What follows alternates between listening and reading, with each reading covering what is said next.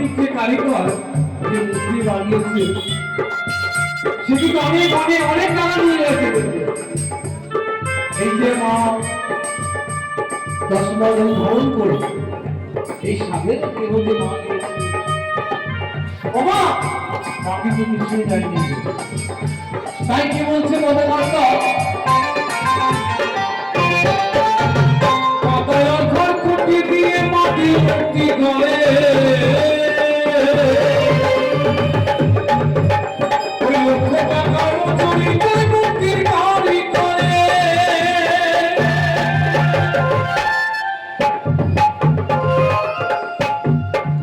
ওই আমার সুন্দর দেহ করে দিও মূল্য চাইল না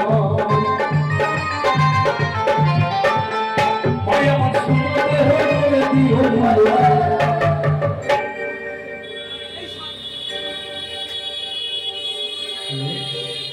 এই শব্দ ছাড়া ভালোবাসে শুধু নিজে মা